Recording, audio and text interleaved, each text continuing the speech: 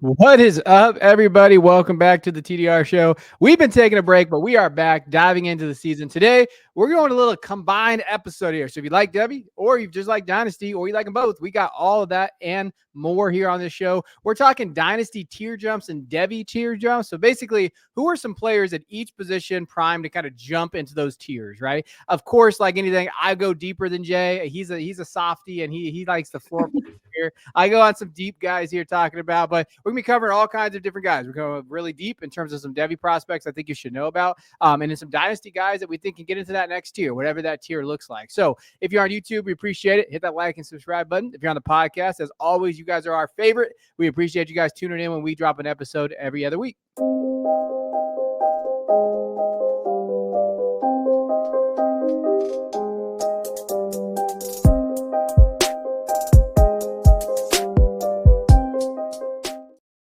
All right, so we're starting QBs, getting big here in terms of the graphic. If you're on YouTube, QBs are tough. I will say this, and especially for Dynasty, because it's hard. Like there is a clump of guys from 8th of 20 that you're like, yeah, they could possibly go in there. So we're gonna give you two guys that we think can jump up into that range here, and two guys that we're gonna talk about here: Dak Prescott, Dallas Cowboys quarterback, and then JJ McCarthy, Minnesota quarterback, who we finally see on the field. Jay, we're starting to see him in training camp, and we're starting to see kind of what he can do out there. So let's start with JJ. Let's start with JJ McCarthy right now. He's sitting there at QB 13 on Keep Trade Cut. So essentially what we're saying, and we're both been pretty high on JJ, is that he can go in that QB1 talk, and I think he can. I think that's a very, very good I think it's a floor for him, actually, like a top 12 quarterback with his rushing upside. What do you think about him? Where are you at with JJ? How do you feel about maybe you're hearing the training camp stuff? We've been writing a little bit on our training camp reports over on Substack. If you want to go check that out about JJ's performance, but what are you hearing out there?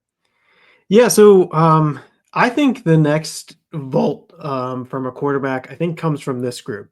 Caleb Williams, Drake May, CJ Stroud, and JJ McCarthy.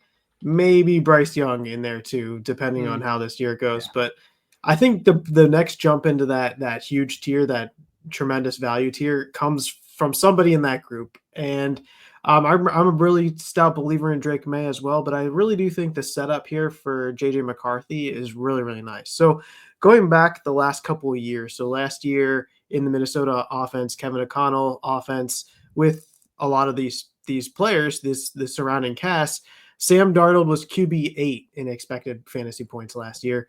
And the year before, you had this is 2023, you had Kirk Cousins. He was QB4 on expected fantasy points per game in 8 games.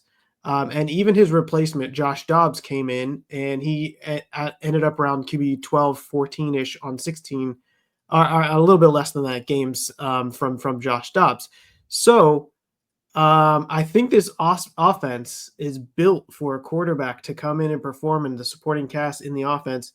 And, even if he's even if he gets off to some struggles being his first starts in the NFL, I think that this is a good setup for him to really actually perform really well from a fantasy points perspective. So, I liked him as a prospect coming out. He got the first round status. He got unlucky with the injury last year, but I do really think he has that potential to jump up, especially given you got Justin Jefferson, Jordan Addison, TJ Hawkinson.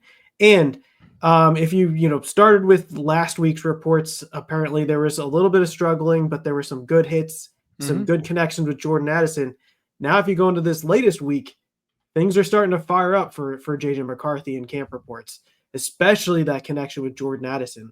And so I'm really excited. I think this is a guy that, he can really be one of those guys that really ups his game here. And then from a dynasty perspective, from a value perspective, he's still got that youth to him that will allow him to catapult up from a value perspective if he is able to hit in this offense, which I like the probability for him to hit. Yeah, I mean, probability for him to hit is huge, right? Especially with what they're doing there, what that system is with O'Connell. And to be clear, I want to make something very clear out there to the listeners and everybody on YouTube. I could give a shit about interceptions thrown in training camp. Like, you're going to see that. You've been seeing that with JJ a little bit. These guys are trying to figure out timing. These guys are trying to figure out their offense, especially a guy like JJ McCarthy. Just because he makes some throws that get intercepted, they're going to push the ball and be more aggressive in training camp right now than in a regular game, right? So like counting stats in training camp has got to be the dumbest thing out there, right? Unless it confirms your priors, then you're like, oh yeah, hey, he threw 10 touchdowns. I saw someone jump out with Trevor Lawrence has 10 touchdowns, 1 interception in the last 3 days. Breakout coming. And that's the funny shit that I see. Like, yeah. So it's a flip into that too. Like, I don't care really about touchdowns either. Like, I don't like really to me, it's about how they're doing an offense, what you're hearing for their teammates. You know, obviously if they score in touchdowns or doing those things, great. And you would like to not see tons of interceptions and all those types of things. But I mean, at the same time, a guy like JJ, context is needed. He's trying to figure out where it fits with Justin Jefferson, you know, who's a little banged up right now, a little bit hamstring-ish or something going on with his lower body. But him and Addison, you know, unfortunately, Addison's an idiot and probably going to get suspended. And, you know, he's going to ruin that early season jive and little bit of chemistry that they have. But again, I think with JJ, this is what you want to see from him. He's fine. Like, right. And I think it's funny too, that you think about what Josh Dobbs did in the offense, you know, a couple years ago in 2023. Imagine what JJ is going to do. Imagine what they look what Sam Darnold did. Like, it's pretty cut and dry. I feel like the guys that don't like JJ McCarthy are Ohio State fans, and then just haters, Packers fans, Lions fans, all up there in terms of what they're looking for in that conference or that division, excuse me. Yeah, you and me have been high on JJ. I think he can definitely jump in that top 12. Another guy that's having a pretty good camp so far is Dak Prescott. You know, he's sitting there at QB 22. Again, though, on the outside looking in, and again, I don't understand. It's the youth. Jay's going to tell me it's the youth. But like Bryce Young being ranked ahead of Dak Prescott in Dynasty, I understand the youth thing is there. But Dak's going to be an elite quarterback again. Like, I just have a feeling he's healthy. He's coming back. He could be a top 12 option there. I have a hard time like seeing where he's going right now in some startups or value. Late first to me is a smash. You know, he's behind Goff and Bryce and these guys, and I just don't see it. I think he can be a QB1. I think that's how high he can be. You know, they're talking about him just having that presence in the locker room again. Having George Pickens there is going to be huge, huge. I should have put George on this list. I didn't, but he's been absolutely dominant. I've been talking about George Pickens being a buy since he got to Dallas. And by all accounts, he is opening that offense. He is having the best camp of any Dallas Cowboy out there, not named Dak Prescott. And on the flip side, you know what's actually looked good for this Dallas Cowboys offense as I've been diving into the reports is that offensive line, that running game. Like, they've talked about their rushing attack actually looking pretty good. And if they can get healthy there, that only helps out Dak. That only opens the field there. They just gave Jake Ferguson that contract extension. Dak's under contract. CD's going to be there. Like, this is a kid for the next 2 years you want to buy into. So for me, Dak's easily top 15 at his position, right? I think he can get back into that top 12 category, like where he finished as a top 5 a couple years ago in a good Schottenheimer offense. It's kind of just been there for him. I think it elevates his game. I think it kind of, it helps him like identify where he needs to get to the football. I think in the red zone with Ferguson being healthy and a George Pickens on the outside, CD in the slot. I mean, that's deadly, right? Jaden Blue in the backfield, if they can do that. Like, to me, everything just screams Dak Prescott QB1. Like, that, it just does. And I'm not a homer here. Like, I'm really not, because I'd be the first one to tell you as a Cowboys fan, like, I'm out on this. And last year I was more out than anything. This year I'm in, though. I think Dak can be a QB1. When you go back and look at the 30-plus QB range, like age-wise, 30-plus QB range, there's not many of those guys that are putting up 20-plus fantasy points per game consistent really regularly. Dak in 2020, in 2021, in 2023 was putting up the 20-plus fantasy points per game range. That helps you win leagues right there. That's what that does. Now, 2022 and 2024, those are a little bit down from there. 2022 was 18 and 2024 expected points of 16.7. That's sort of where he's projected this year. So, you know, right now consensus is in there at 16.7. Maybe if he outperforms that, you can see some value rise from him, and definitely a guy, especially given this setup with George Pickens and the pass catchers there in for the Cowboys. It feels like there's upward momentum here. And the problem is, like, how does he hold that value for Dynasty? But I do think that the momentum here is upward. Yeah, no, it is upward. And I think for 2 years, 3 years, I mean, look at what Kirk Cousins did. I mean, everybody called Dak, you know, Kirk Cousins. That's kind of been a joke for the last few years. But from a fantasy perspective, if he can be Kirk Cousins with rushing upside a little bit, that's a QB1, right? And I think that's a solid QB2 to have. If Dak is your QB2 in a lot of leagues, I think you're winning a lot of them. Like, that's just kind of how I look at those guys. All right, let's go over to Devy. Let's talk about two guys at the quarterback position we think we're rising. We kind of picked two my guys. Jay went homerish.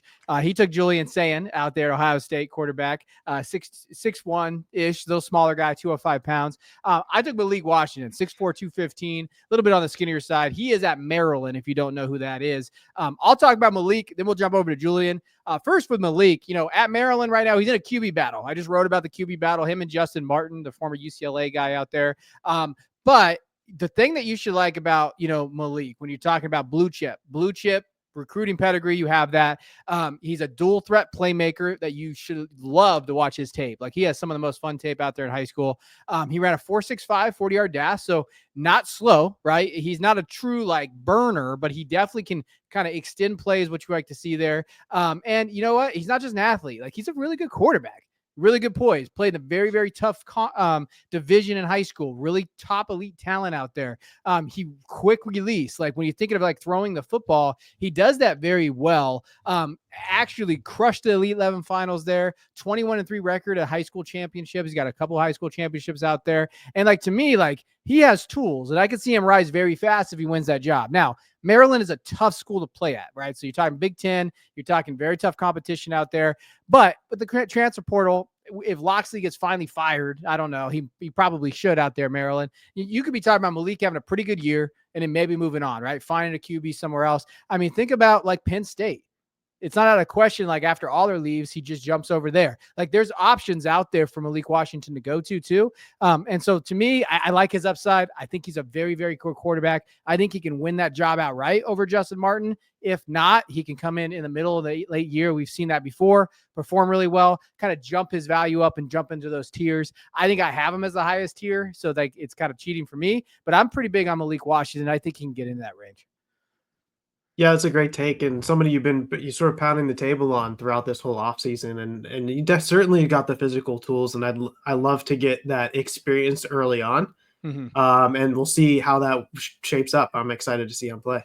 And I bounce back for that too, because we were talking about in the Discord. If you haven't joined the Discord, think about it. We were talking about Dylan Raiola, and we were kind of making jokes after I listened to his interview. I was like, man, I got to drop him down. I can't do it with him. His interview killed me, just the way he talked, because he just sounds cocky and all that stuff. And someone mentioned, joking, oh, you didn't drop him down after he had 1,000 yards, 11 interceptions or 11 touchdowns, 8 interceptions, whatever it was. It was something around that.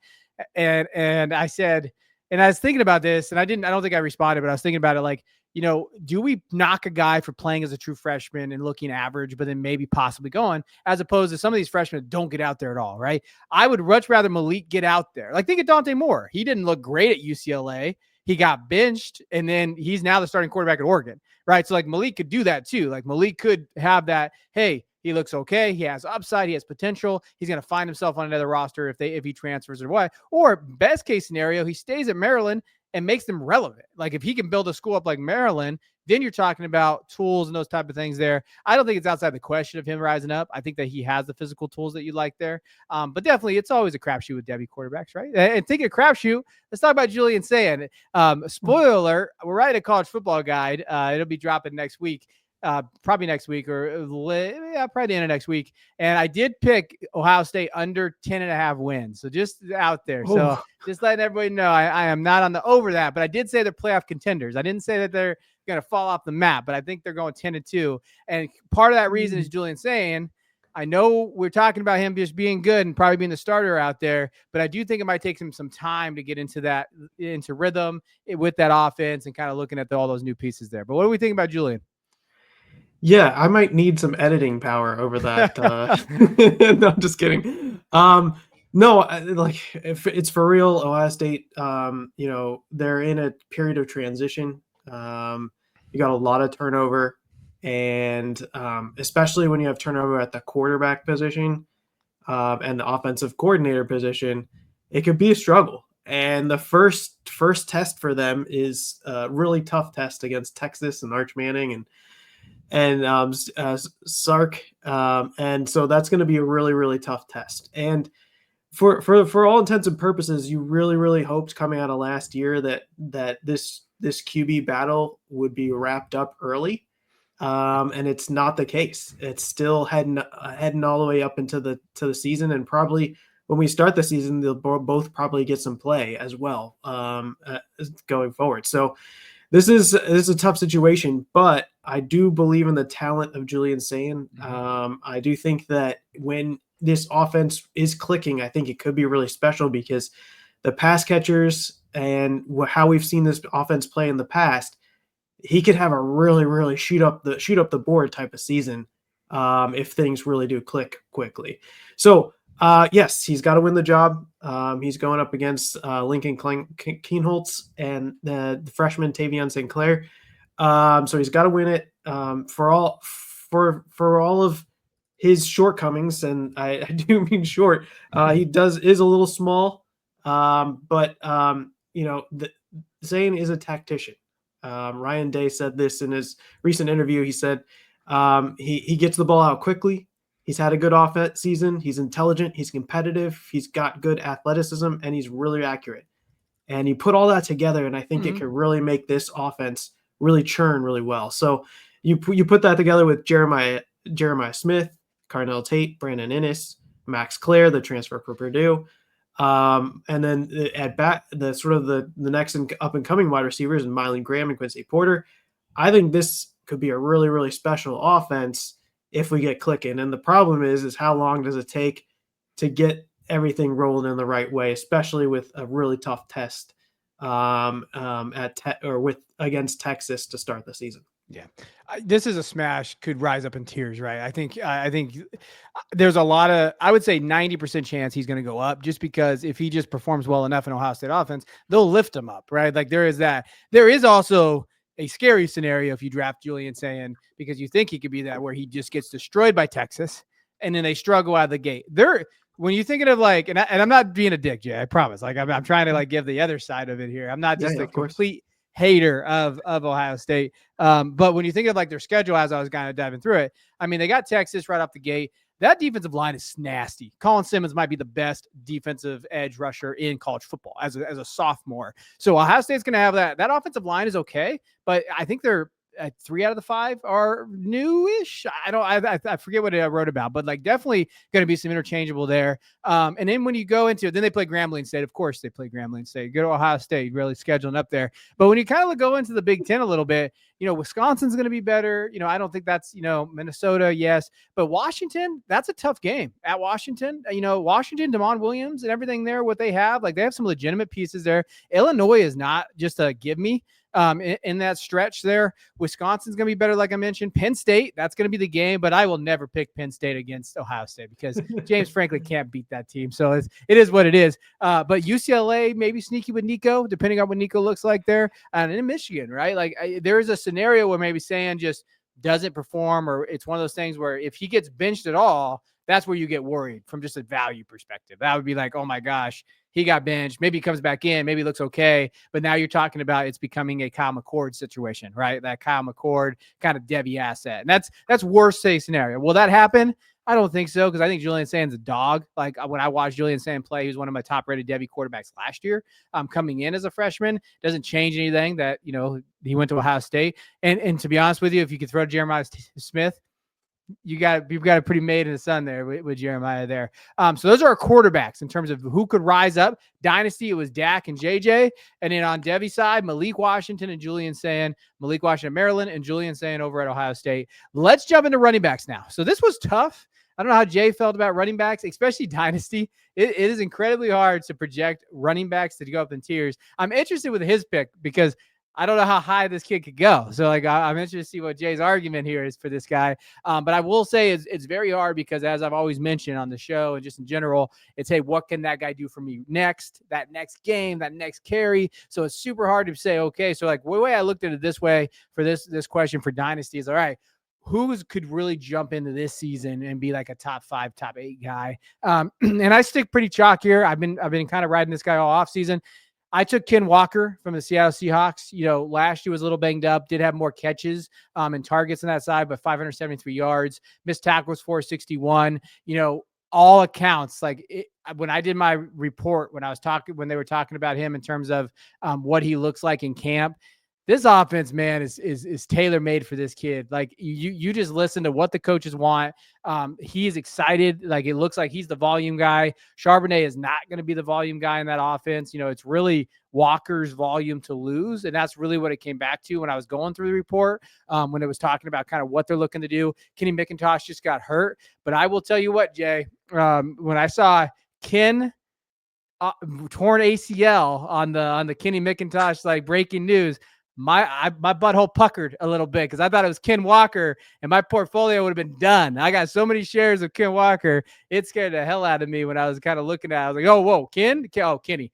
Sorry, Kenny. Like, not to say like I don't feel bad for you either, but I thank God it was not Ken Walker, because I really think when you're looking at where his dynasty value is right now at running back 14, you know, I think he's a top 5 guy. I think he can finish as a top 5 running back this year from a volume perspective. And if you drafted him as your running back 2, he's going to give you running back 1 numbers as long as health. You know, I can't sit here and dictate health there, but I think everything makes sense with what their scheme's going to be, what they're going to look to do on that offense, how they're going to protect Darnold, kind of reshaped offensive line. Hopefully they can get better a little bit. But I'm in on Ken Walker. I think he can be a running back 1. I'm sold on him.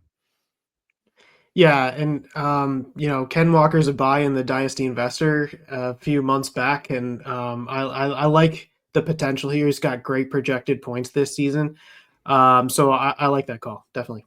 Yeah, and when you look at it too, they talked about a couple other things real quick. They talked about, hey, ankle injury's fully recovered. Kubiak loves him, the offensive coordinator there. He said, hey, he's going to be there. He opened camp out, and you know what else he did in camp that I wanted to mention? They motion him out wide. He's catching passes from the slot. Okay, I like that. Give me some slot catches out there too. I mean, contract year as well, right? So we saw this with some guys like Kyron Williams and some of these other guys. Contract year, run heavy offense. I don't know what else to tell you. Massive, right? If he just holds up from a health perspective, this kid's in line for a top 10, top 5 season when I'm looking at it. Now, Jay took Devon Achane from Miami, the Dolphins running back here. Obviously, we love what he's been able to do last year, 907 yards, 6 touchdowns, receiving ability. We see that here. But what are you saying here, Jay, with him? You think he can get – how high is he going for you? Well, that's the point.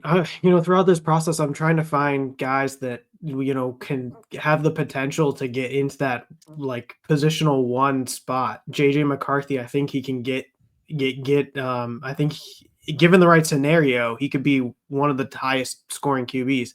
I think Devon Achane sort of has some of that potential as well. So in 2023, he was incredibly efficient. He only had 100 attempts, 813, but he produced 813 yards, 8 TDs. He had 31 receptions for 214 yards.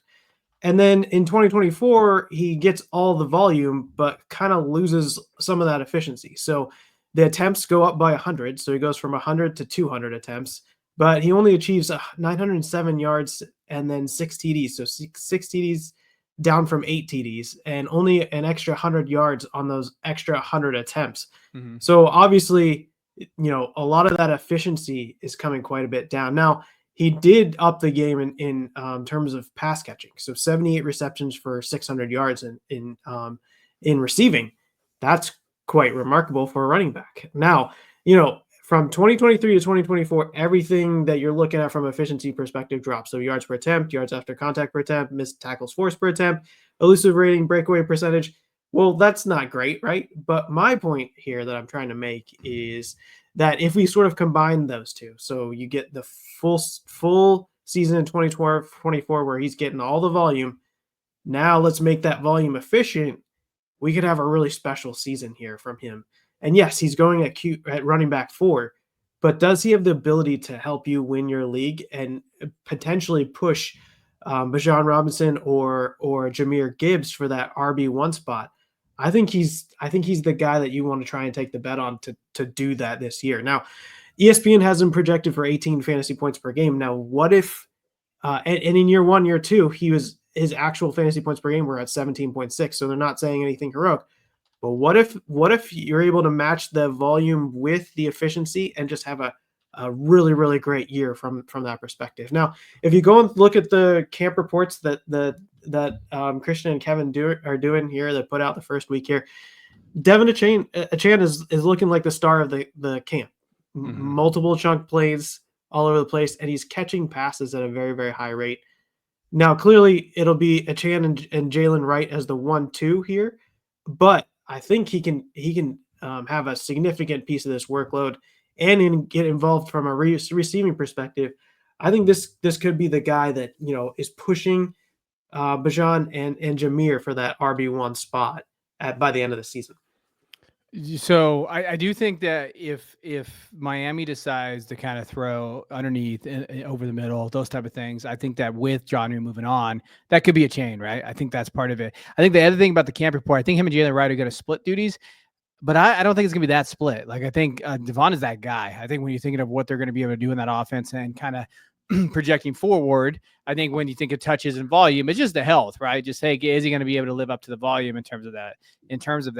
So if you're thinking he's running back 4 right now, right? So he is running back 4, and we're looking at the rankings overall there. Do you have him over Gibbs or Bijan or Genty?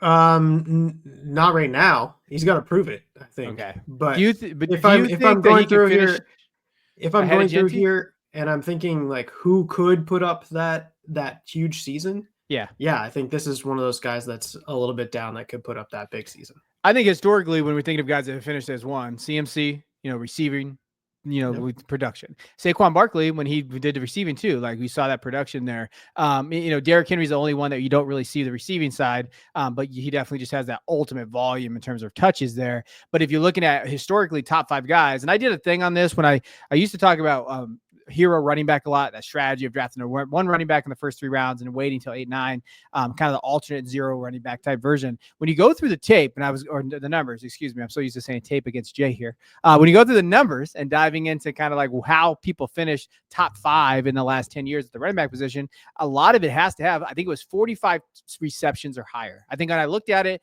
45 receptions was kind of that marker where you're really looking for a running back in terms of being that hero running back type of, what you want in that hero running back, that profile that you want. Achane fits that. So I think this is a good call. It's fun. I think this is a fun call here to see, hey, can he finish there? So what would be your percentage that he could finish as running back 1 this year? What would you say? One other perspective that I'd add is, when we say he's RB4, that's like the keep trade cut value or whatever. But if you're actually drafting in a startup draft, or you're drafting from that perspective, he's RB5. The only other one they have in there is Saquon Barkley, but there's a round difference.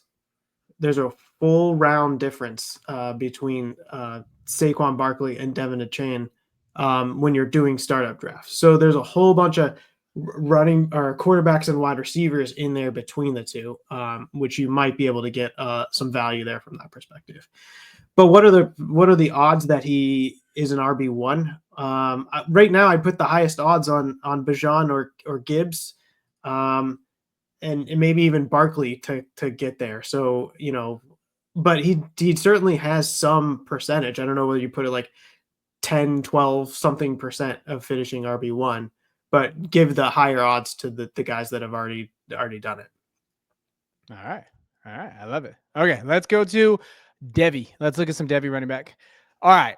I'm going to start. I'll go with mine first, and then we'll kind of go over. So 2 running backs here that we think in Devy could maybe pass up. I went deeper. I definitely went a little deeper than Jay. But that's okay. That's kind of how we do there. I took Davion Gause, I think is how you say his last name. North Carolina running back, 5'11", 215. Doesn't have a ton of numbers, right? When you think about what he did last year, 323 yards and 4 touchdowns. But he played behind Amari in Hampton. So he was playing behind Amari in there. When you're looking at what he did, though, so from just a high school running back and what he did in terms of his high school resume, multiple 1,000-yard seasons, state titles. He was the guy down there in South Florida. When you're looking at kind of, tape-wise, very good vision. I think, when he's looking at him from runs with purpose, doesn't shy away from contact, more of a contact back. He's not going to be that burner guy there. But I love that Freddie Kitchens is there calling plays. I think it's a very cohesive unit there at North Carolina. Obviously, Bill Belichick's coming over there. What does that look like? From a Devy lens, I think he's just undervalued right now because I think if he locks down a starting role, right, I think he can. Benjamin Hall, former Michigan running back, is there. But really, I think this is Davion's, backfield. I think when I was going through the 247 reports, looking at it, this is their guy. I think he has an ideal, size role. I think he can have toughness in terms of what you're looking for in a back in that conference. And I think if he gets to 1,000 yards, you're talking about a very big riser, right? The running back position is hard. He's very low in some, Devy rankings out there. But he has that. The next thing he has to do is Jay always talks about. He's got to build his production profile. Well, this is the opportunity for him to do that. If he gets the volume at North Carolina, and again, I don't want a helmet scout, and I know it's a little different now that they have Belichick there and everything. North Carolina produces running backs. So if you're looking at in terms of what they're able to do, they produce very good running backs. They go to the NFL. He played right behind Hampton. He was a very, touted recruit here. So Davion Gause, I got to learn how to say that last name. To me, he's a guy that could definitely rise up the boards. I love that call. And I went with Usman Chroma. He is a freshman this year. The Florida State roster book has him at 6'1", 218 pounds. In high school, he had an absolutely tremendous career in high school. This last year, he was the feature of a really, really good offense. But in high school, he had over 4,000 rush yards, about 129 yards per game, 55 rush TDs, and then 1,400 receiving yards and about 40 receiving yards per game. He's got 3-down capabilities. He's a highlight reel. He maybe doesn't have like that breakaway speed where he's like, sometimes he might get caught, but like if you put him in a box one-on-one, it's going to be really, really hard to get him down. He does a lot of cuts, a lot of jukes, a lot of spin moves that make him really, really tough to bring down at any point in time. Right now he's going in 3rd round in Devy drafts. I think if he has a good year one, we could see him move up into second round. There's a lot of 2027 wide receivers, so I don't want to push him into the 1st round, but that's the perspective. The pieces that I'm worried about is he was not an early enrollee, so he's coming in the summertime, so he's got to get ramped up on the playbook.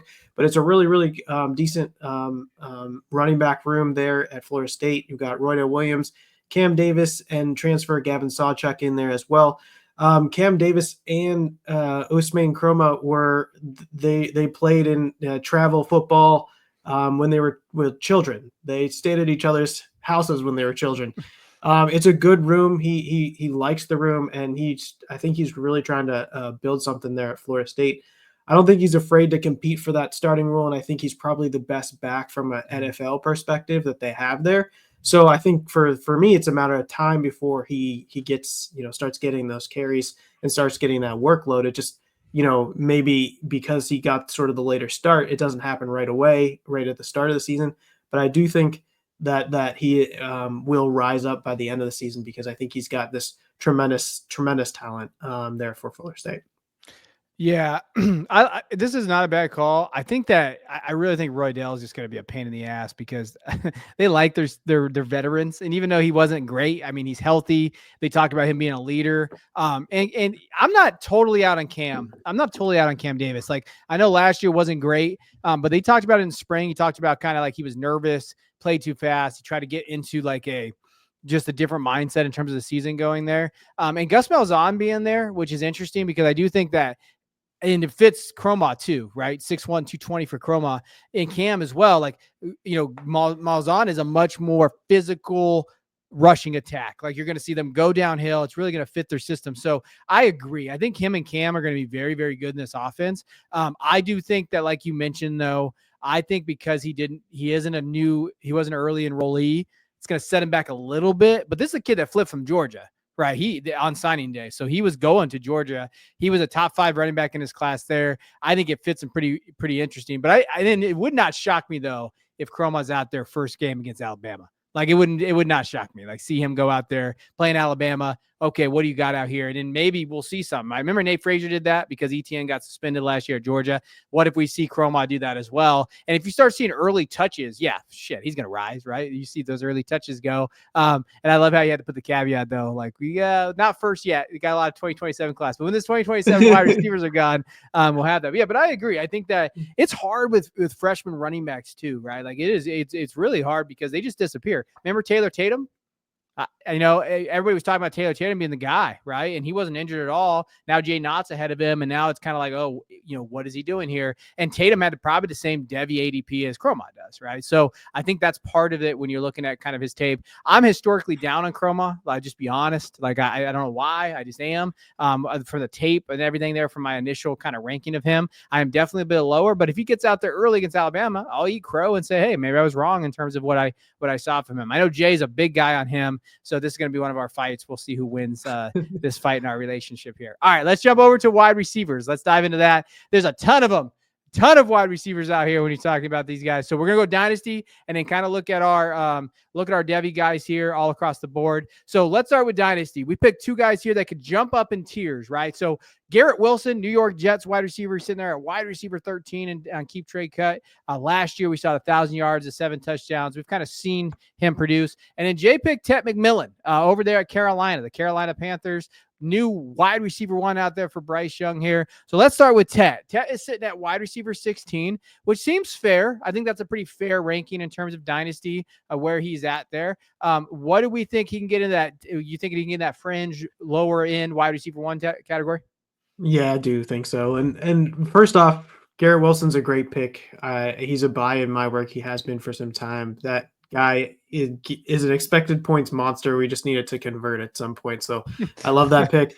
The other point I'd make is I put 2 names in here before Tetero McMillan. I put my boy Emeka Ibuka, who's now rising up boards, and I love Emeka Ibuka. Have loved him. Our boy.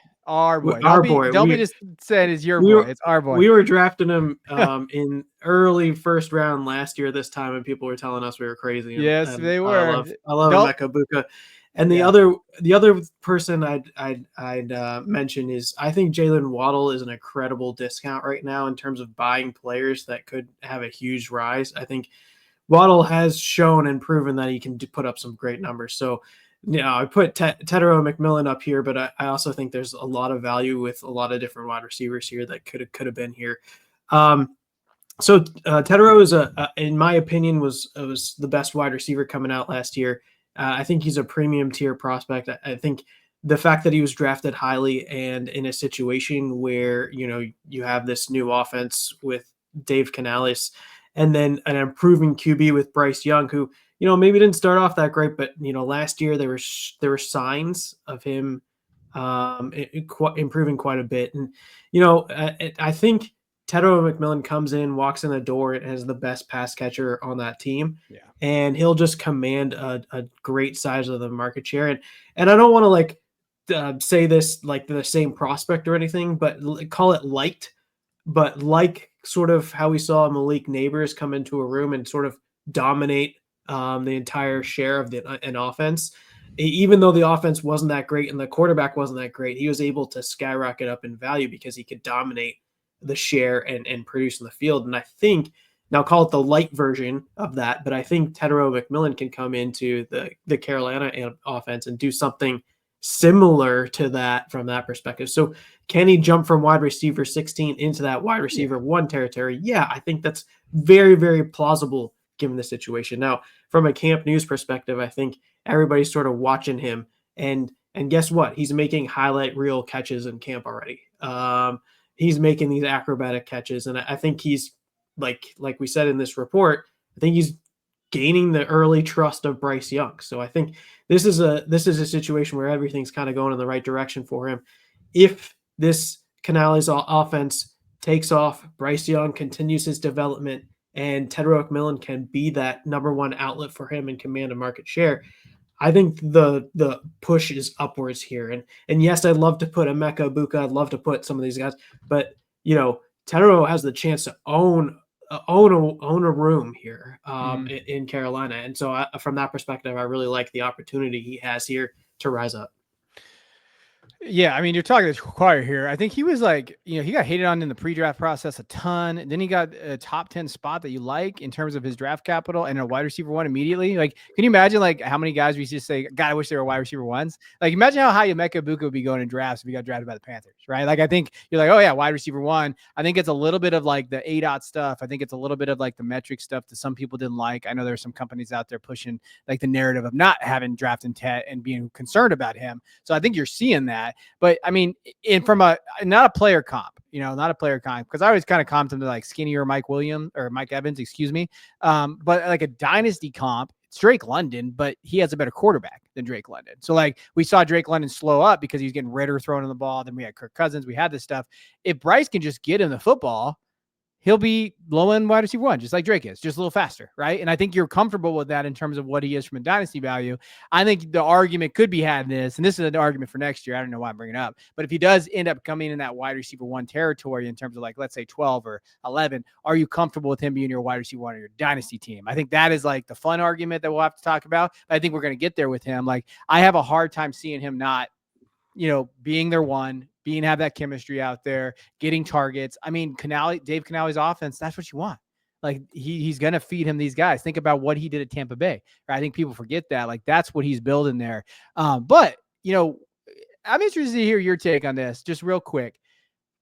You know me, I'm a Bryce. I loved Bryce coming out of college. I do think he got a raw end of the deal with Frank Reich his rookie year.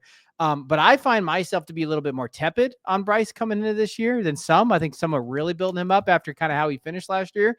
Are you concerned with Bryce at all? Like, do you think he's maybe, because I think that this staff already let him go in terms of benched his butt and said, hey, you're not, then brought him back. And they did show like, hey, yeah, you're back now. And they kind of supported him. But I mean, if he doesn't take a big step, they might not want to give this kid a contract, right? Like, I don't think it's out of the question that if he doesn't take that step, he's there. And then Tet's in that QB purgatory there. But are you concerned with Bryce at all? Or you feel like he's going to be able to kind of overcome that this year?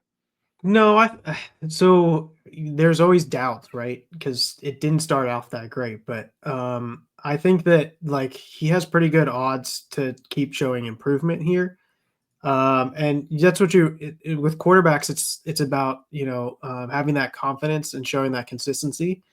And as long as you're on the right path, things can keep getting better. And so I don't project that the Panthers are going to be like a fairly high winning team. I don't think they're quite there yet. And so to the extent that you're still like a losing team and your quarterback isn't, perfect, maybe you end up trying to replace him at some point. But Yeah. honestly, he feels like he's on a good trajectory, and somebody you try and take a low risk bet on in fantasy, I think. But yeah, there's certainly the possibility that it doesn't work out for sure.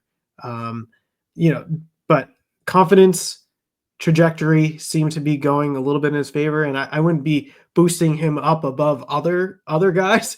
But and would I want to take some bets on him? Yeah, for sure.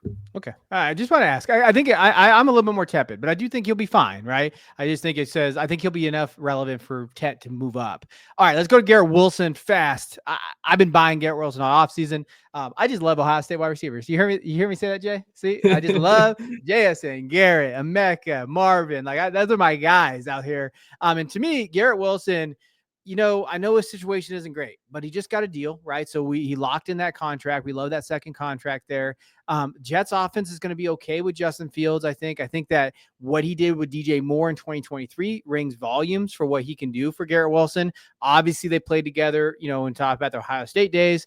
And really, when you think about who the hell is challenging for volume and targets over Garrett Wilson, probably Breece Hall.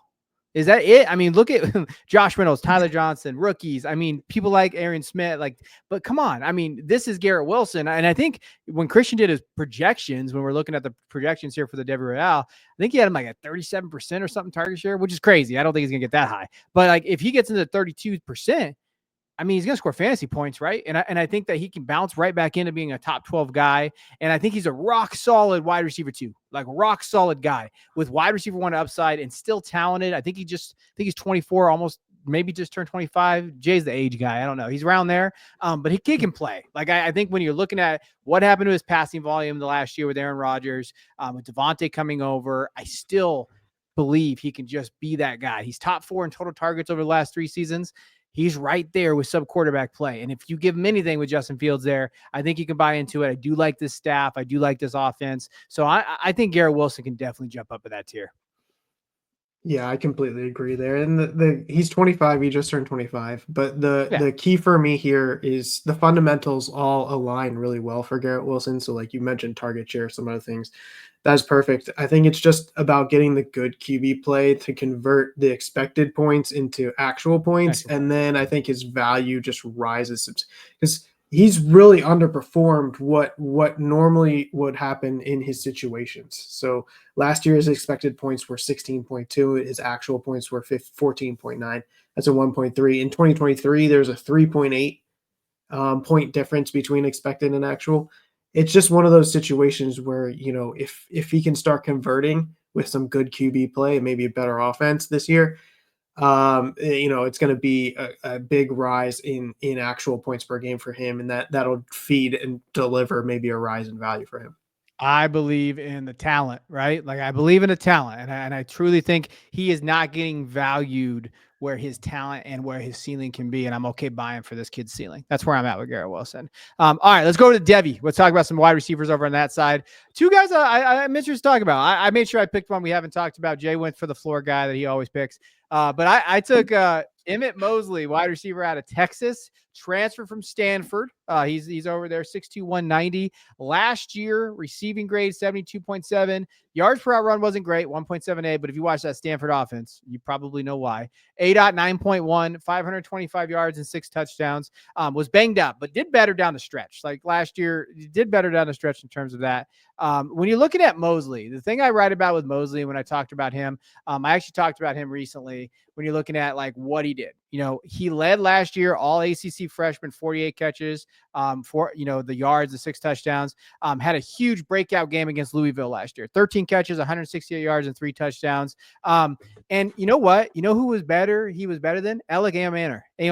We always say that name wrong. It doesn't matter because he got day 3 capital. But everybody talked about Alec being the guy, and me and Jay were like, I don't know. I'm not seeing it. I don't know what it is. Emmett Mosley was that guy, right? Now, the question mark for Mosley comes into where he landed. He landed at Texas. Now, I love Steve Sarkisian. I think he's going to be great in that offense, but they're going to push the ball around. It's a crowded depth chart. We like DeAndre Moore. I love Ryan Wingo, Khalil Lockett, Jamie French. Like talking about a lot of guys in that offense and Jack injuries, Cal transfer over at tight end.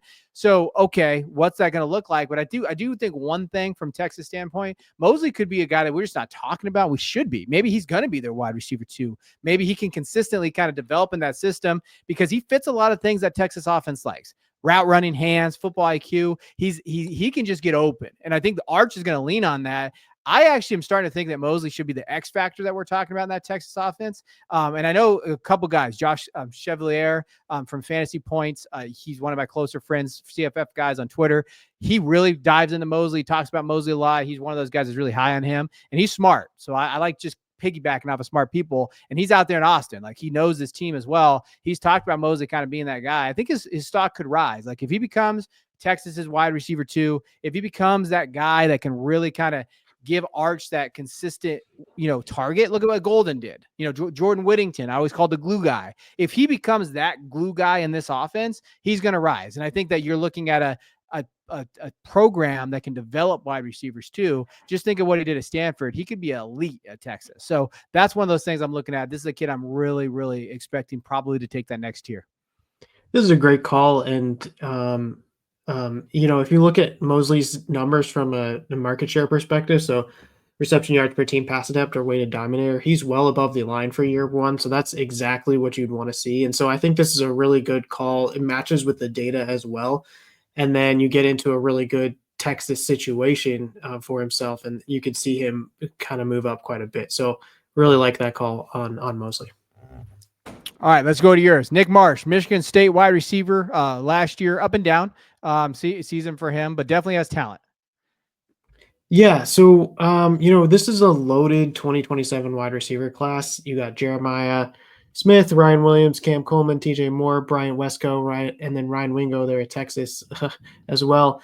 And I think Nick Marsh kind of gets left out of that group, or maybe is the next guy that you think of after that. But I really do think that given the year that he had and sort of what he was able to do, I think he should be right in the mix with these guys. And you put in another good season for him, and watch out. The question for me has always been, what does Michigan State's offense look like? How does Aiden Childs work? Perform this year, and that continues to be a question mark. But the hope is that he pushes and does well this year. He met all the age-adjusted thresholds in terms of reception yards to team, pass attempt, weighted dominator, EPA per play that I look to see in year one. And in fact, he was really, really high on EPA per play for year one. So he got offers after this offseason, or after this season, to go play elsewhere. He looks to try. He stays with Michigan State kind of. His mom said he took a pay cut to stay at Michigan State, but I think that he's trying to build something at Michigan State. And I think that he's in a good spot to own the market share of this room and be sort of that big fish on a small pond. Not to say that Michigan State is small, but when you're thinking about the Titans in the Big Ten Conference, where Michigan State's a little bit further down there. But I think he has the ability to own this room and put up a really good season. Right now, you can kind of get him in the back end of the second in most Devy drafts, but I think he can certainly push his way up. And if he can find his way to the middle of that pack of 2027 wide receivers that I talked about, or maybe even a few spots up, then we're talking about him in the late first or early second as a draft spot. So I think he can really push. The measurables on him are really good, 6'3", 203, and you're just hoping that Michigan State's offense can ride again. Aiden Childs can push for getting better and have a better season, and that just should help Nick Marsh, stock rise from that perspective. 100%. I mean, this is a good call. He's a very solid player. He's a very solid player. I cannot wait to watch him in Alabama next year, though. It's gonna be really fun. Like, I think that when he transfers, man, his stock's gonna rise up a lot. Like, I would say it's a 0% chance he's at Michigan State next year. 0%. Like, that offense is gonna be terrible. Like, it's just gonna be bad. And I think Mom's already talking about he took a pay cut or he didn't take a raise. Like, if Mom is already talking about that, man, I don't know what to tell you. Like, I think from a player perspective, like you said, his profile is really good. And I mean, he fits a lot of things you like to see, right? 6'3", 203. I think he has good athleticism. I think that, when you're looking at what he can do on the field, he can be that stretcher, that X on the outside. And I think he's got acceleration and speed enough to kind of burn guys' defenses too. Again, I just don't know why he's at freaking Michigan State, right? Like, and I hate Michigan State. No, I have to. Like, I hate Michigan State more than Ohio State. I'll be honest with you. Like, now that we've won 4 times in a row, I'm kind of over that now. Now it's just back to like Michigan State. Like, they drive me crazy. And this kid's so talented. I mean, we got to get him on the field with a quarterback that can get him the football, because I think it's, think of what Keon Coleman did at Florida State, right? Like, I think, and he's not any shape Keon Coleman, but I think that, in terms of like what he can do if he goes to another program, you're talking about a kid that could be, he's got first round talent. He's not that he does have first round talent. I know it's loaded class, but he does in any other class, he could really push for that first round. Like, if he was a 2026 kid at a different school, you could be talking about him right with Jordan Tyson, in my opinion, just based on tools and measurables. So yeah, really good call. But I like these. I actually like both these calls. I know we picked them, but I think that, in terms of what they can be, and again, Marsh is getting drafted from ADP wise obviously a little higher, but Mosley I think can definitely be a sleeper. I think he's a guy that you really target out there. I know a lot of guys have him because they liked him last year, but if Mosley's still available out there in terms of Devy, I don't know how your Devy works, but maybe you haven't drafted yet. He's a guy worth stashing. He's a guy worth taking a little later too. All right, let's get into our favorite position. We are going to talk about tight ends today, and even Devy tight ends, but we're only talking about one per each. I guess we did it anyway, but just in general. All right, who are some tight ends out there that we could talk about? We're going to start with Dynasty side first, because hey, they do matter, especially on the Dynasty side. I will give them that. It's funny, we picked a little Bears and Packers. I didn't realize we did that. I picked Tucker Kraft, tight end out of Green Bay. He right now is tight end 9, 8-ish, depending on where you look. And then our boy Jay picked Colston Loveland. I love how he picked a Michigan guy. So then they're at tight end 5 out there with the Bears. So we're looking at kind of 2 guys in that range. Now, I'm going to start with Tucker Kraft. I wrote about him. I did an article on our Substack talking about guys from each position that could rise up in tiers. And I picked Kraft as my number one guy. I think it's because he can get in the top 5. I actually do. I think that he could maybe be in that fringe top 5 other area there. I know that the room is crowded. You got Jaden, you got Romeo, Dontavian Wicks, you got Matthew Golden, Savion Williams, you got all those guys in there. Christian Watson's injured. I don't know if he's going to be able to come back this year. But man, when you look at, when you're looking at Kraft and what he's been able to do over last year, he stepped in that role when Musgrave went down. Excuse me. And he led all tight ends on the Packers in yardage. You're looking at him, big catchability too. Like he's one of those guys there. He hasn't hit that target share that you like to be that difference maker there, but I think there's a shot he becomes that go-to red zone guy, right? Just 24, really checks a lot of boxes you're looking at for a tier guy. He got to jumps up. He's got opportunity, athleticism, early production, unsettled pecking order. There's really not, like if you ask 10 different guys, Jay, or anybody out there, all right, who's going to lead the Packers in targets? You're probably going to get 5, a bunch of different answers. Like, hey, I don't know who this is going to be. So to me, I mean, he screams tier jump value, can get in that range, and he's still getting value kind of low end. I think that he's still getting valued as that like low end, tight end 1. And I think that's a disservice to the talent that he is. I think he definitely has that talent there. And man, they're talking about him too. So LaFleur and Adam Stinovich, their offensive coordinator, on the camp reports that I wrote about, they've already mentioned that they want to get him more involved. He looks like he's in the best shape of his career, and early signs in this passing attack and what you saw in camp, he's their guy. So give me Tucker Kraft right now, someone that could rise up. Yeah, I like that. And I went with Colston Loveland. And the correction to you, that's 2 Michigan players. I also took JJ McCarthy as well. No, that's right. Look at us. See, people say we don't like each other. I think I have more Michigan players than Ohio State players in this thing, although there are quite a few Ohio State players we could have let off. But, hey, I can send you a jersey. You want a jersey? I can send you a JJ jersey. No, thank you. No, thank you. Right. Go Bucks. So Colston, I think, is a premium tier prospect. The data and everything that goes into that index that I put together in terms of kind of showing whether these players are probably going to be good NFL players or not, just flashes really high for Colston Loveland. It's not quite as high as it was for Brock Bowers, but very, very high. And again, just like Tedero McMillan gets drafted highly in the first round, and to an improving situation with a QB that might be improving, and in an offense that's definitely improving with Ben Johnson starting there. So the one difference that I would point out, though, is unlike for the Carolina Panthers, where Tedero can comes in and be the number one pass catcher there, there's a lot of legit weapons here in Chicago. So you got DJ Moore, Rome Odunze, and then maybe Luther Burden, depending on, like if he can get back from injury as well. But there are some weapons in front of him. So the off-road, the off-take ramp might be a little bit longer here for him to sort of gain a foothold in this offense and command a decent share. So you got to develop that connection, learn the Ben Johnson offense. Everybody's doing that there. And so that might take a little bit of time. Yeah. But what I'd say is if you're looking at this group, you're looking at Laporta, who, by the way, ADP-wise is going as tight end 3 at the 40th slot. You look at Laporta, Tyler Warren, George Kittle, TJ Hawkinson, Colston Loveland going in the 69 spot. So, 29, almost 30 positions after Sam Laporta. Of all those guys, who's got the potential to get into that Brock Bowers, Trey McBride grouping? I would put a lot of money on Colston Loveland being the guy that gets there. And so that's why I think at this point, I want Colston Loveland above Tyler Warren in Dynasty. I want Colston Loveland above George Kittle in Dynasty.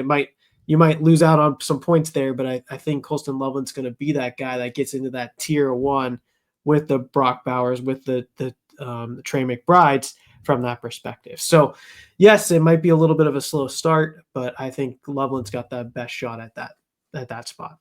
I just think it's patience, right? Like with Colston, yeah. I think you're gonna have a little bit more patience here.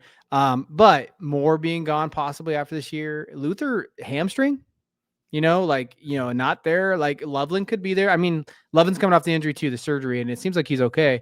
But it's just patience. I think with this kid, I think it's just patience in terms of what he can be. But I think people forget because last year was so bad for the Michigan quarterbacks, like so bad. Like I can't believe we beat anybody. And like especially Loveland. Loveland struggled too. Like when you're thinking of like what Loveland, did because he still produced, right? He still had 582 yards and 5 touchdowns. But when he had a quarterback, just like JJ, like when he had that quarterback there, I think it really showed like what he can be. He's an elite pass catcher. Like he just is. Like he is and he had so much volume at Michigan, and he's a great blocker too. Like, and I think there's little things that he does, like in the run game. I think the play action game is really good. He's an excellent play action tight end. He does all kinds of stuff that you like to see there. So from that perspective, I'm a huge Loveland fan. He's one of my favorite Michigan players. He's got a little edge to him too. I don't know if you guys watch like some of the games. He's a little edgy guy, and I think that flows a little well there. All right, let's jump over to the Devy tight ends. This one will be a little quicker. This was a little harder, but I do want to go a little deep in terms of a guy that could rise on my side. So that's Wyoming tight end John Michael Gillenberg. When you're looking at him, had to go a little Wyoming. Got to give me some Wyoming buzz out there in terms of what he does. 3 touchdowns, 437 yards. Nothing's going to really pop off the tape. But ADOT, 12.4 yards per route run, 2.65, almost an 85 receiving grade last year. And he's getting a little buzz out there in terms of like some Devy value, like and some draft value. I saw 3rd round recently. That'll get Jay's hair tingling on his neck. He already started to put him in there. But when you're looking at him from just a prospect, right? When you think of what he is, 6'5", 250, he's a big kid. I think that when you're looking at him from an athleticism and pass catching ability, he's got that. He's just at freaking Wyoming, right? And they were just really bad last year. They're going to be really bad this year. But you're thinking of like, all right, Trey McBride, when we're thinking of where Colorado State, right? Tight end. He's not as athletic as Trey was, but he's twitchy. Like he's a twitchy athlete. And I think that one thing that he needs to grow into is going to be that play strength from a tight end perspective. I think he's a great 11 personnel slot tight end. Like he can do that. I think the 12 personnel inside, can he block is where you're going to have to see, okay, will he be able to do that to get in the capital that you like to see? But from a receiving standpoint, he's got it. I think that he can be one of the fastest tight ends in this class. I think he can test really well. And he's just a name out there to get you to know, right? That's why we do this. John Michael Gillenberg is someone out there that I think from a perspective of a Devy tight end in a class that is a mess. This class is a mess. Like the tight end class in 2026 it's all across the board here. Gillenberg could be one of those guys that just kind of pops up out there. So I wanted to get him out there in terms of, what you should watch this year, looking for that old, that small school kid. I got to give my Mountain West some love out there. But he's someone out there just to kind of look at your measurables. Hey, maybe he gets that capital you like. And he's definitely not someone I would draft. I mean, that's super deep. It's a 2 tight end league and you're like in Devy, but he's definitely a draft guy to watch. Yeah, and I went with Kenyon Sadiq. I think he's really shown a lot of flashes. I think he's 6'3", 245, so like not as tall as you'd hope for, but some good weight there between that perspective. He jumps into the offense at Oregon that actually uses the tight end. So last year, the number 1 tight end was Terrence Ferguson. He had 43 receptions, 591 yards, and 3 touchdowns. And Sadiq, he had 25 receptions, 307 yards, and 2 touchdowns, and they were kind of playing a lot together. But both of them had a lot of yak. It's an offense where the tight end can get a lot of yak. Sadiq had 10 and Ferguson had 9, and they both had yards per route run over 2. So I feel like this is an offense where Sadiq, now that Ferguson's off to the NFL, that Sadiq can come in and maybe take all of that share for himself. Somebody that'll have a good yak percentage, a good yards per route run, and be a part of a decent offense there in Oregon. So like you mentioned, I think the 2026 class is sort of like a mess from a tight end perspective. There's no like breakout star. I think this guy, to me, has the best odds to try and get to that tight end 1 position for this. I think he's really athletic, and I think this could be a good year for him in this offense. Usually I see him go in the 7th or 8th round in Devy drafts, and maybe he bumps up. Maybe he's able to push and maybe get ahead of some of these like wide receivers or running backs, because maybe he cements himself as that tight end 1 of this class at some point this season. And certainly if he is able to put up the combined stats of what he did with Ferguson last year, that would be a pretty good year for a tight end in college football. So I'm excited to see what he does. I do look for that athleticism. He's a little short. I wish it was a little bit taller, but 6'3", 245 still meets a lot of those requirements that I look for in the tight end position. Yeah, he's a smaller guy. I don't trust Oregon measurables. Like that's one thing that I a little worry about. I think Christian talked about it being maybe Isaiah Likely, kind of like in terms of like as a prospect. And I didn't hate that. Like we don't really know what Likely is yet because he's been behind Mark Andrews for so long. So like I don't know. Like I'm not sure kind of what that's gonna go there. But like I don't mind the call because the tight end position is so gross, right? Like I think that when you're looking at him, you're looking for athlete. Hey, Evan Stewart, not going to be there probably, who's going to be the targets could possibly be there. Unquestioned. I think Dante Moore is one of those things is like, what is he as a quarterback? I'm very interested to see what he turns out to be. Like he is the ultimate wild card. Could have put him on this list too. Like we could have talked about Dante Moore being there and be like, yeah, so that's kind of how that goes there. All right. Wrapping up the show. We appreciate you guys listening in terms of what we were looking at for our tiers. Any other guys you want to throw out there off your top of your dome, Jay? Like, I know he's going to his sheets. I tried to mention it before, but I really do think Waddle is a tremendous value in terms of for a wide receiver this year. In terms of getting the best value out of guys, I think that Waddle is pretty good. Okay. Yeah. I go back and forth with Waddle. Like I'm really like I struggle with him. When you're going through, so I do in terms of like, if you guys want written content, which I think we do a good job of, we do have a Substack, if you join a Patreon, you get access to it there. But I'm going through, so I just do every month. What I do is I top 5 dynasty assets traded. So I go through Fantasy Calc and Keep Trade Cut. I go to Dynasty Daddy and I look, okay, who are the guys getting traded? Waddle is on there. I feel like the dude's been on there all year, Jay. Like him and Olave are two guys that have been on there all there. And I just go back and forth, and I wrote about it this year. Obviously, last year was bad. But with Johnny Smith being gone, Waddle maybe gets more slot reps, and maybe that's good for Waddle. Like maybe that's the type of thing that you want to see from him. I think it fits him. He's a high efficiency player. He always has been. And he's only 25, right? So like I think it's that if he has that bounce back wide receiver too. For me, I put market dependent because I'm such a B. Like I'm such a wimp. Like because I was like I don't know. Like I don't want to put buy and say like, yes, I definitely am buying this. It really does come down to the market, your micro market in your league here. But let me go through some trades. I'm glad you said Waddle because I just wrote this. So let's go through some trades for you off the top of that. So would you want Waddle or just a random 26 first? Let's say not top. I don't think that's his value right now, isn't it? Isn't it like a second now? Well, this is from Fantasy Calc, so these are all deals that have done. Like he went for, I'm assuming a late first. So would you do a late 26 first or Waddle? I mean, 26 classes down, right? Waddle. I'd take Waddle. Yeah. Okay. Waddle for Cortland Sutton in a 26 second. Oh, why? I really don't think that. I think you can get him cheaper than that. I think that's my point. But from a dynasty perspective, I'd probably take Waddle. Although I think having Cortland Sutton, still helps you win, and you get the second on top of that. That's tough. But I'd probably still take Waddle. All right, I got two more for you. I promise they'll be better. Don't yell at me. Remember, these are from Fantasy Calc. Don't yell at me here. Waddle or Quinshon Judkins? What's going on with your Judkins? Oh, come on. That's tough. I'll take Waddle, but I think not to say anything about like what Judkins did or anything like that. Obviously condone any of the violence or anything like that. But in terms of buying players when their value's down, if he's able to skirt through some of this stuff, and he's probably a value right now versus where he was a few months ago. And so you probably feel better about it. But I think I still go Waddle. I see. This is where, if this is my line for Waddle, if you're ready to get out on Waddle, I take Quinshon Judkins. Like he's a fair, like I'm out on Waddle where I've been pretty much all off season where I'm like, I'm kind of like where I've been buying. I bought his whole career. I love the kid, but at this point it's from a dynasty asset. I want to move off of him. Judkins is the perfect buy low, right? Like I'll just take Judkins because if he does start playing week 8, he could be a top 8 running back where Waddle, what if he's just a wide receiver too? And then this last one, Waddle in a 26 second for Matthew Golden. Where are you leaning on that one? I'll take Waddle. I'll take Waddle. Yeah. If you think Golden and Waddle are going to be pretty close, you can get a pick on top of it. I get it. In that range, I'd rather that be a 27 second though. I don't want a 26 second. If you can give me a 27 second, I'd be much more happier there.